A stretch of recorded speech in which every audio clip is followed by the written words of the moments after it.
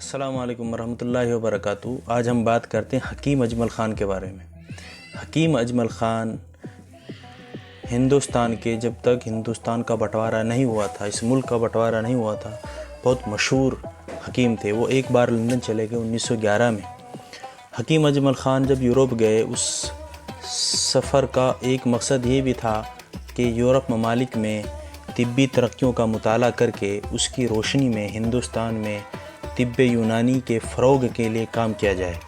London پہنچ کر وہ چیئرنگ کراس ہاسپٹل میں گئے، جہاں پر ڈاکٹر اسٹینلے بائیڈ لندن کی چیئرنگ کراس ہاسپٹل کے سینئر سرجن تھے، اور جو مرض کی انویسٹیگیشن کرتے تھے اور سرجری میں ان کو بڑی مہارت حاصل تھی۔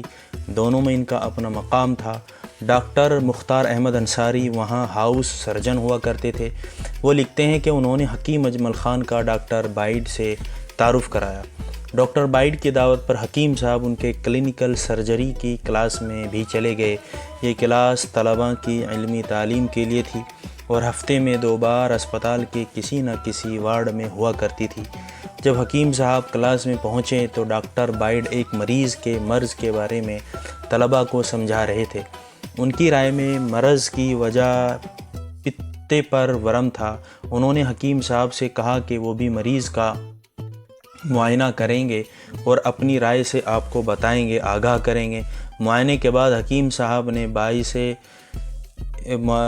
صاحب نے کہا کہ مریض کی آنتوں کے ابتدائی حصے پر پرانا زخم ہے، جس کے باعث داد کی تکلیف اور حرارت ہے۔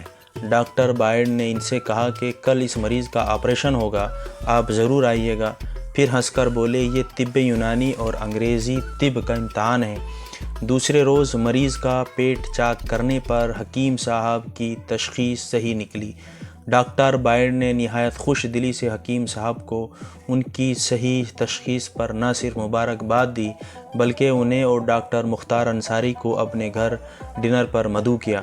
وہاں ڈاکٹر بائیڈ نے اپنی بیوی سے، جو خود بھی سینئر سرجن تھی، حکیم اجمل خان کا تعارف کراتے ہوئے کہا کہ یہ ہیں ڈاکٹر انصاری کے ہم وطن، جنہوں نے تشخیص کے مقابلے میں مجھے شکست دی ہے۔ پیرس میں وہ ایک ڈاکٹر سے ملے۔ تعارف ہونے پر اس ڈاکٹر نے بڑی حکارت سے کہا کہ جس طب میں انویسٹیگیشن کا سب سے بڑا ذریعہ صرف نبض پکڑ کر دیکھنا ہو، کیا وہ میڈیکل کی کوئی برانچ ہو سکتی ہے؟ پھر زور دے کر کہا کہ اگر آپ کو اپنی تشخیص پر، اپنی انویسٹیگیشن پر اتنا ہی اعتماد ہے تو ذرا میرے ایک مریض کو دیکھیے۔ چنانچہ دوسرے روز ایک مریضہ حکیم صاحب کے ہوٹل میں لائی گئی۔ اسے 1 سال سے یہ شکایت تھی کہ اس کی ٹانگیں سکڑ گئی تھی اور پیٹ میں درد ہوا کرتا تھا۔ ایکس رے اور دوسرے ذرائع تشخیص سے مرض کا پتہ لگانے میں ناکام ہو چکے تھے۔ کسی ڈاکٹر کی سمجھ میں نہیں آ رہا تھا کہ مرض کیا ہے۔ انویسٹیگیشن کے لیے اس خاتون سے بہت سارے سوالات کیے تو معلوم ہوا کہ وہ ٹینس کھیلتی تھی اور اسے گھڑ سواری کا بہت شوق تھا۔ حکیم صاحب نے سوچ بچار کرنے کے بعد اسے ایک پڑیا میں دوائی دی اور کہا کہ وہ اسے رتی بھر روزانہ مکھن میں ملا کر کھائے۔ فرانسیسی خاتون نے اس ذرا سی پڑیا اور دوائی کی مقدار پر بے حد حیران ہوئی، لیکن 15 روز بعد وہ اپنے پاؤں پر چل کر ان کے پاس آئی، حالانکہ 8 مہینے سے وہ اس قابل نہیں تھی۔ حکیم صاحب نے بتایا کہ یہ کوئی معجزہ نہیں تھا۔ میرے ذہن میں یہ آیا کہ کیونکہ میرا مریضہ ٹینس کھیلتی ہے اور گھڑ سواری کرتی تھی، اس لیے ممکن ہے کہ اس کی کسی آنت میں کسی جھٹکے کی وجہ سے گرہ پڑ گئی ہو۔ ایسے مریض میں پہلے بھی دیکھ چکا تھا، اس لیے میں نے اسے ایسی دوائیں دی جو آنتوں میں کھجلی پیدا کرے۔ وہ دوا بہترین ثابت ہوئی، آنت کی گرہ کھل گئی اور متعلقہ اعضاء اپنا کام کرنے لگے۔ اس علاج سے وہ فرانسیسی ڈاکٹر اتنا متاثر ہوا کہ حکیم صاحب سے گھنٹوں طب یونانی کے بارے میں گفتگو کرتا رہا۔ اس نے ان کے اعزاز میں ایک ڈنر بھی دیا، جس میں پیرس کے بڑے بڑے ڈاکٹر شریک ہوئے۔ یہ تھے حکیم اجمل خان۔ طب یونانی میں ان کا نام سنہرے حروف سے لکھا ہوا ہے۔ آج بھی بر صغیر میں ہر جگہ دوا خانہ حکیم اجمل خان احترام کی نظروں سے دیکھا جاتا ہے۔ حکیم صاحب کی شہرت ایسی تھی کہ سمرقند اور بخارا تک کے لوگ علاج کے لیے آئے اور شفایاب ہو کر جاتے تھے۔ سمرقند و بخارا تک کے لوگ علاج کے لیے آئے تھے اور شفایاب ہو کر جاتے تھے۔